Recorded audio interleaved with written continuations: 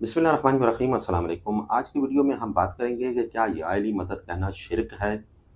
अगर आप या अली मदद कहते हैं और आपकी नीयत ये है कि अली इब्न अबी तालिब अपनी ज़ाती ताकत से आपकी मदद करेंगे तो ये शिर्क है।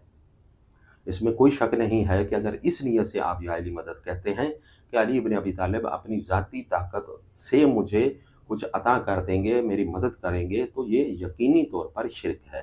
और अगर आपकी नीयत ये है कि अल्लाह की अता की हुई ताकत से अली मेरी मदद करेंगे, इस नीयत से अगर आप अली को मदद के लिए पुकारते हैं तो ये ऐन तौहीद है कि अल्लाह तबारक व तआला ने अली इब्न अबी तालिब को जो ख़ास अनायात फरमाई हैं, जो अल्लाह ने आपको ताकत दी है, अल्लाह की दी हुई ताकत से अली मेरी मदद करेंगे, तो ये ऐन तौहीद है।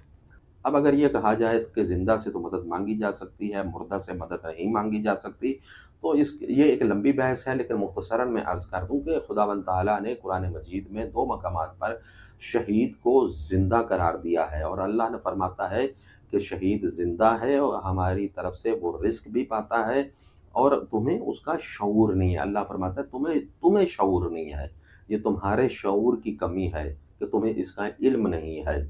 तो शहीद ज़िंदा है, तो अगर डिमांड ये है कि ज़िंदा से मदद मांगी जा सकती है, तो अली इब्न अबी तालिब शहीद हैं, ज़िंदा हैं, इसलिए ज़िंदा से मदद मांगी जा सकती है, जिसकी बिना पर हम इस नीयत के साथ या अली मदद कहते हैं कि अल्लाह ने जो अली को ताकत अता की है, खुदा की उस ताकत से ऐ अली इब्न अबी तालिब हमारी मदद कीजिए, तो ये ऐन तौहीद है। ये शिर्क के ज़ुमरे में नहीं आता। इसके ज़ैल में जितनी मर्ज़ी फिर बहस करते रहें, हासिल कुछ भी नहीं है।